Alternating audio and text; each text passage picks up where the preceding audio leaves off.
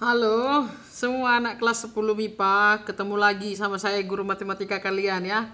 Tapi minggu ini kita belajar bukan lanjutan dari materi minggu lalu, tapi sesuatu hal yang baru, judulnya baru, tapi komponen-komponen penyusunnya bukan yang baru ya. Judulnya nanti ada di sini. Jangan takuti materi ini karena kakak-kakak kelasmu juga banyak yang takut dengan materi ini. Tapi kalau kamu mengikuti pembelajaran daring dan luring dari saya yakin tidak akan kamu takuti materi ini. Jadi semangat terus, jangan lupa tetap belajar dan kita lanjut kepada materinya.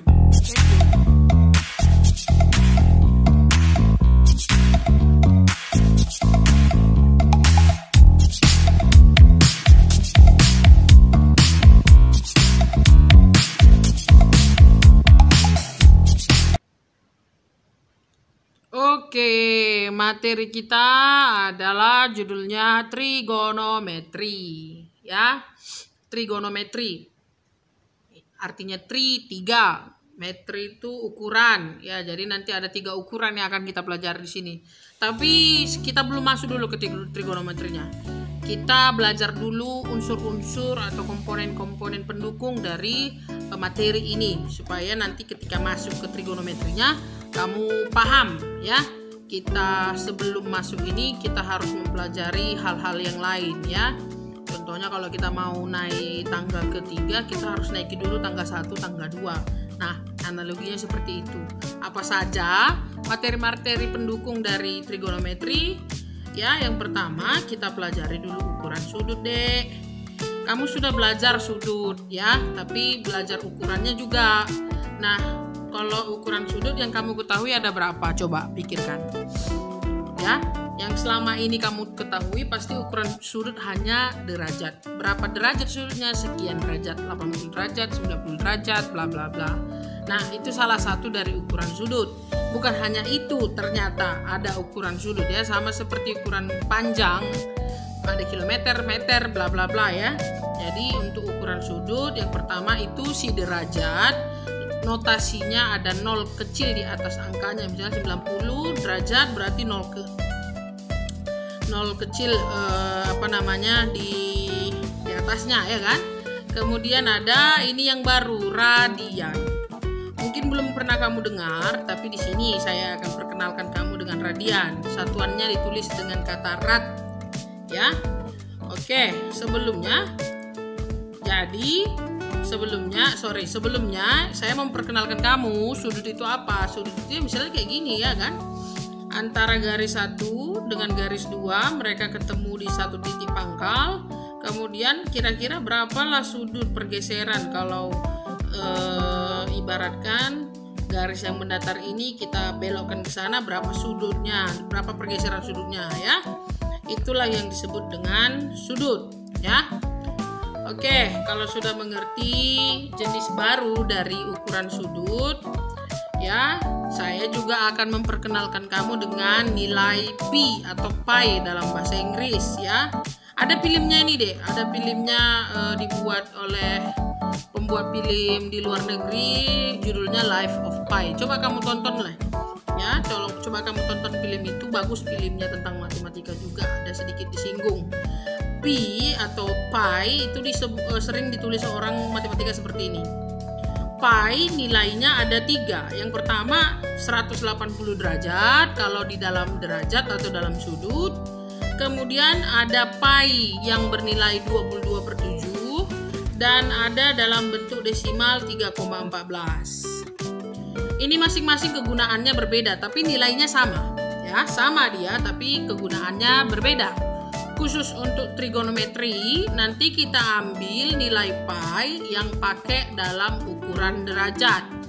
Ukuran 22/7 dan 3,14 banyak dipakai kepada menghitung luas lingkaran, boleh ya, 22/7 dan 3,14.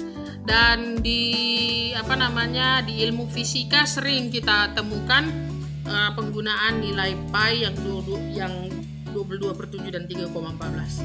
Khusus untuk trigonometri nanti kita pakai nilai pi yang bernilai 180 derajat. Paham ya? Oke, sebelumnya kita lihat dulu, perhatikan gambar berikut ya. Di trigonometri kita nanti berkecimpung di dalam mempelajari unsur-unsur di dalam lingkaran, segitiga ya. Jadi karena itu kita pelajari dulu suatu lingkaran. Ini ada lingkaran, dia lingkaran ini penuh ya kan, penuh lingkaran ini. Kita sebut ini lingkaran satu putaran. Kenapa? Kalau tadi dia tidak berwarna merah berarti dia hanya lingkaran, tapi karena sudah berwarna merah berarti ada yang memutari lingkaran itu, ada yang mengisi. Disebutlah dengan satu putaran. Nah, kalau dalam satu putaran, kalau dalam derajat, berapa derajat itu Dek satu putaran?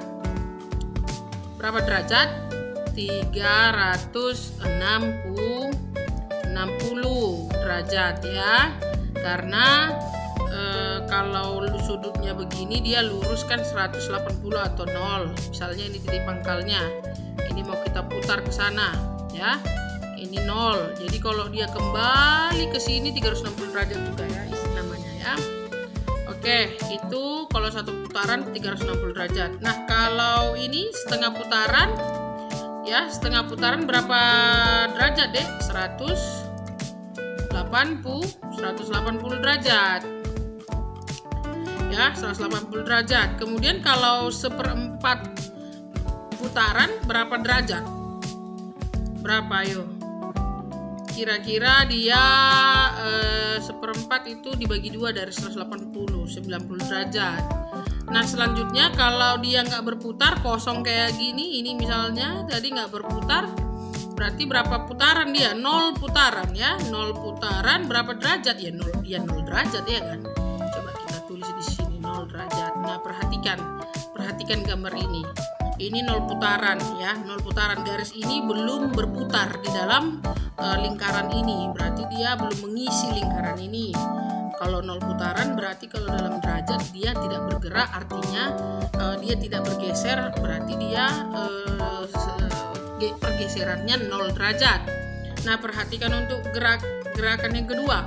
Dari sini dia bergeser sekitar seperempat, dia mengisi seperempat lingkaran atau sama dengan mengisi 90 derajat. Bergerak dia dari sini ke sini, dia bergerak 90 derajat. Untuk setengah lingkaran dia bergerak berapa?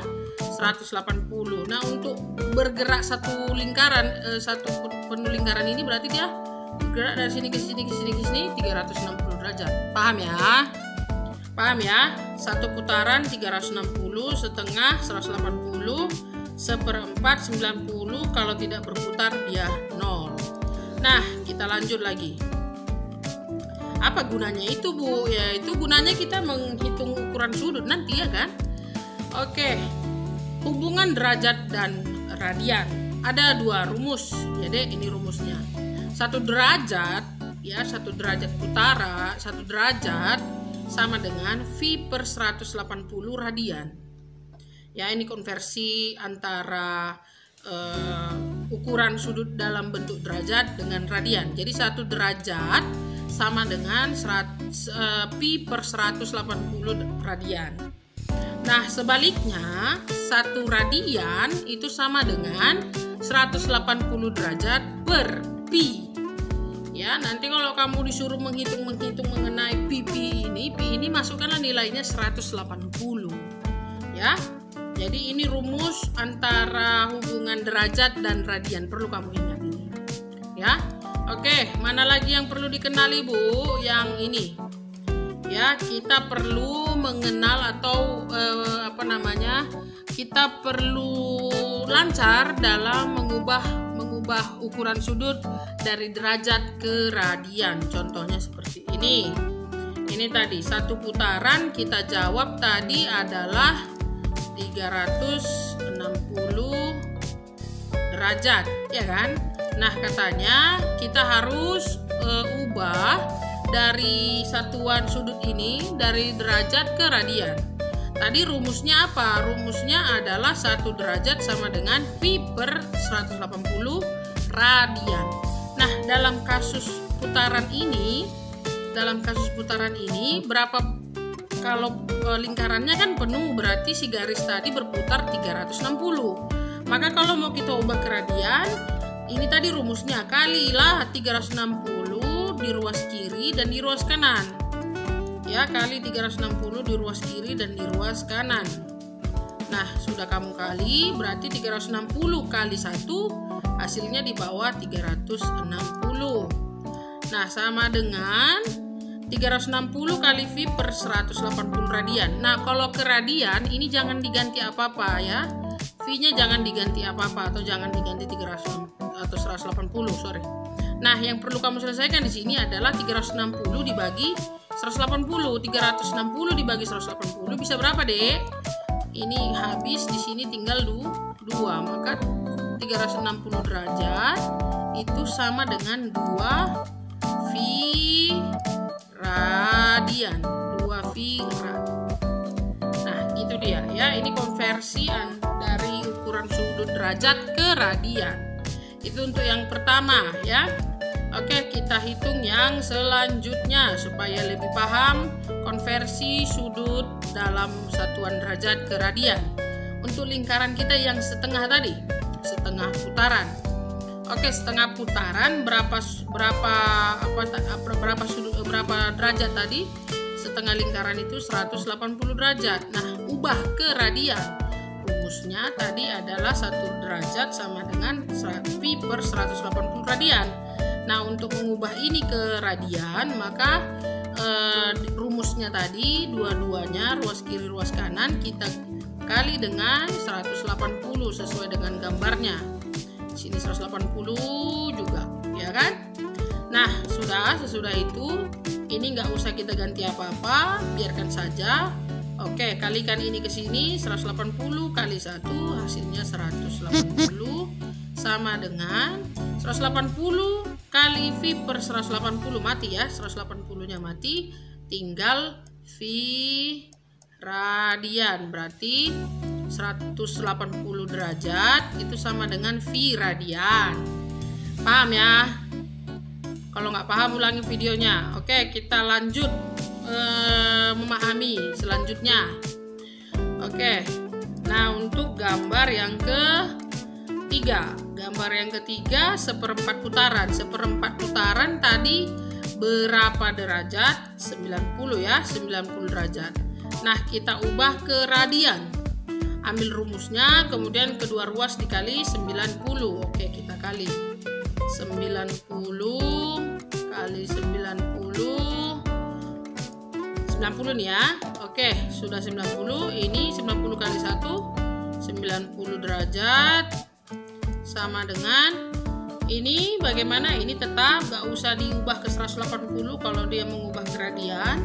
Ini tinggal kecilkan aja ke sini, ini tinggal 1, ini tinggal 2. Berarti 1 kali V per 2. Berarti setengah V radian 90 derajat itu. Ngerti?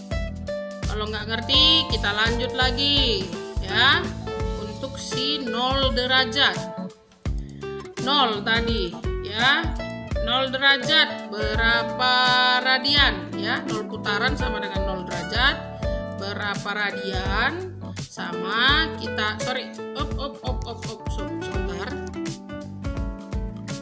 sebentar. Oke, dia kembali. Nah, kemudian kita kasih 0. 0 kali 1 0 derajat. 0 kali ini 0 radian. Paham ya? Berarti 0 derajat sama dengan 0 radian.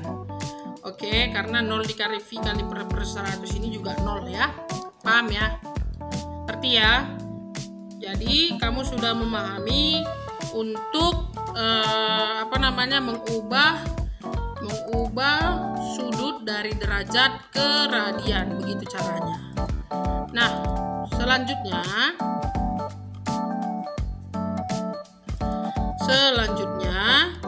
kalau kamu sudah bisa tadi dari derajat ke radian, bagaimana sebaliknya? Kan gitu. Harus bisa juga mengubah dari radian ke derajat. Nah, rumus dari radian ke derajat itu 1 kali 1 rad sama dengan 180 per V. Nah, kita mainkan untuk contoh pertama. Katanya ini ada soal 3/4 V radian itu berapa derajat? Ya, 3/4 radian itu berapa derajat? Maka kita kerjakan, perhatikan baik-baik. Nah, langkah pertama sama kayak tadi, ya kan? Berarti dikali ruas kiri ruas kanan rumus ini dikali 3/4 V, 4 V per 3. Oke ya, lihat, perhatikan sele-sele saya ya. Oke, rumusnya ini tadi, maka kiri dan kanan kali dengan 4 V per 3, 4 V per 3 kali 1 rad sama dengan 180 per V baru dikali 4 V per 3. Nah, setelah itu ini hasilnya kan, kalau luas kiri berarti hasilnya 4 V per 3 rad sama dengan ini 180. Ini mana, bagaimana kita menyelesaikan ini? V ke sini mati. 180 kali bagi 3 boleh ya. Ini habis, ini tinggal berapa deh? Nggak bisa ya, 180 nggak bisa ya. Sorry. Berarti hasilnya ini mati, berarti hasilnya 180 kali 4 per 3. Bisa atau ya 60 ya, bagi 3 60 ya. Atau di sini aja lah. Ini ke sini tinggal 60 kali 4 tadi di sini. Berarti sama dengan 60 kali 4, 240 derajat. Paham tak? Ya, harus paham ya. Kemudian, kalau nggak paham diulangi videonya. Nah, kamu coba untuk yang 5V radian. 5V radian itu tugas kamu. Lengkapi di catatanmu. Kemudian, saya juga memperkenalkan kamu jenis sudut. Ada jenis sudut yang bernilai positif. Ya, bernilai positif itu maksudnya dia bergerak atau bergeser atau berputar berlawanan arah dengan jarum jam.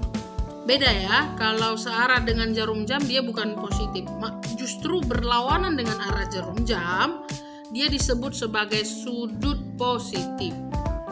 Nah, kalau searah disebut sebagai sudut negatif. Untuk sudut ya, dia melawan kenyataan di sini, tapi perlu kamu harus pahami. Jadi kalau ukuran sudut, dia kalau bergerak, misalnya jam dinding itu, ya jam dinding itu kan bergeraknya dari kiri ke kanan. Nah, dia itu berarti bergerak, melakukan pergerakan atau pergeseran dengan jenis sudut negatif. Tetapi kalau bayangkan jarum jam itu bergerak melawan arahnya, berarti dia bergerak atau bergeser sesuai dengan konsep dari sudut positif. Dia berbeda ya, dia agak berlawanan sedikit, paham ya? Nah, ini misalnya ini inilah misalnya yang bawah ini akan bergerak. Dia bergerak, tiba-tiba dia berhenti di sini. Dari sini ke sini berarti dia itu bergerak sesuai dengan jenis sudut positif. Karena arahnya berlawanan dengan jarum jam. Nah, kalau yang ini sudut pangkalnya adalah ini. Kemudian bergerak, dia bergeser ke bawah, itu arahnya searah dengan jarum jam, tapi di sini dia disebut sebagai sudut negatif. Paham? Pahami dulu ya, pahami. Harus paham kamu mana sudut positif dan mana sudut negatif.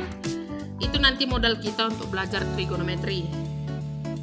Selanjutnya saya mau memperkenalkan kamu jenis-jenis daerah atau jenis-jenis sudut dalam koordinat kartesius. Ya, misalnya ini koordinat kartesius. Tapi kalau di koordinat kartesius ini kan sebagai X ya. Tapi kalau di sudut ini disebut sebagai sudut 0 derajat, yang di atas 90, yang di kiri itu 180, dan ini 270, dan 0 itu juga disebut sebagai disebut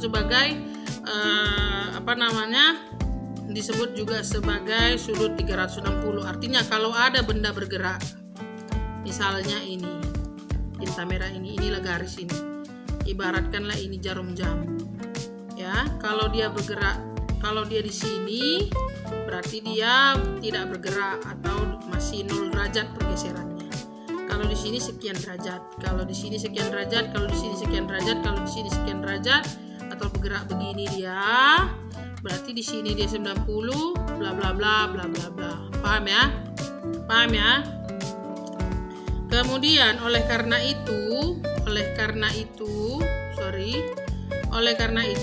pergerakan dari 0 ke sana dan lanjut lagi sampai ke titik semula, itulah disebut sebagai sudut positif ya, sudut positif. Nah, gara-gara perputaran itu, koordinat kartesius ini terbagi menjadi 4 wilayah. Wilayah pertama, wilayah kedua, wilayah ketiga, dan wilayah keempat, atau disebut sebagai kuadran 1, 2, 3, 4 ya. Perhatikan kuadran 1, 2, 3, dan 4. Kuadran 1 ya antara sudut 0 derajat sampai 90 derajat. Berarti gambar itu atau jarum itu kalau masih bergerak 85 berarti dia masih di dalam daerah kuadran 1. Nah, kuadran 2 sudut perputarannya selalu ya titik pangkalnya 0 ya, titik pangkalnya 0. Nah, kuadran 2 dia kuadran 2 untuk sudut positif dia antara sudut 90 sampai 180. Kuadran ketiga 180 sampai 270.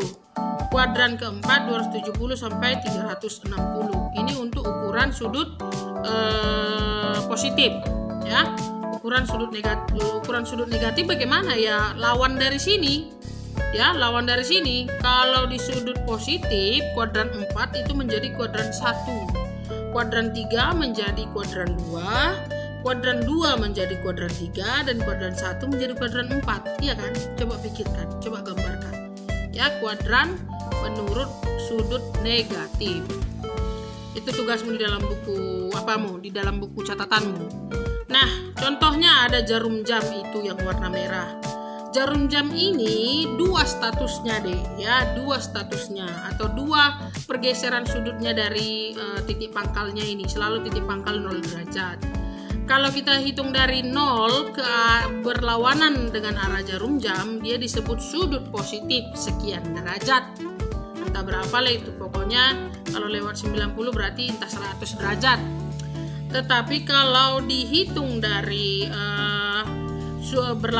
dihitung dengan arah yang searah dengan jarum jam, maka disebutlah jarum yang merah ini bergerak sekian derajat. Berarti dihitungnya dari 360 dari sini ke sini berapa derajat, tapi sudut negatif. Jadi dia kalau ada jarum di sini statusnya 2 ya, sudut positif atau sudut negatif. Tetapi nanti yang lebih sering kita pakai adalah sudut positif ya, sudut positif. Nah, jenis-jenis kuadran ini harus kamu kenali ya. Jenis kuadran sesuai dengan sudut positif, dengan jenis kuadran sesuai dengan sudut negatif. Nanti kamu tambahi di buku catatanmu kuadran untuk sudut negatif. Kalau ini kan kuadran untuk sudut positif, kamu tambahi. Itu tugasmu ya, itu tugasmu di dalam buku. Nah, pahami semua yang kamu kenal di video ini. Kenapa? Karena itu menjadi modal kita atau menjadi dasar kita nanti untuk mempelajari trigonometri ya. Jadi kamu minggu ini santai hanya mengenal dan hanya memahami unsur-unsur baru yang baru saya sebut di video ini. Oke, hanya itu saja mungkin materi yang bisa saya sampaikan pada hari ini. Pahami konversi derajat ke radian, kemudian dari radian ke derajat, kemudian sudut positif, sudut negatif, kemudian kuadran sudut kuadran sudut positif, kuadran sudut negatif. Itu saja yang perlu kamu pelajari hari ini. Oke, terima kasih untuk perhatiannya. Semangat terus belajar, jangan sampai kendor semangatnya. Oke, bye-bye.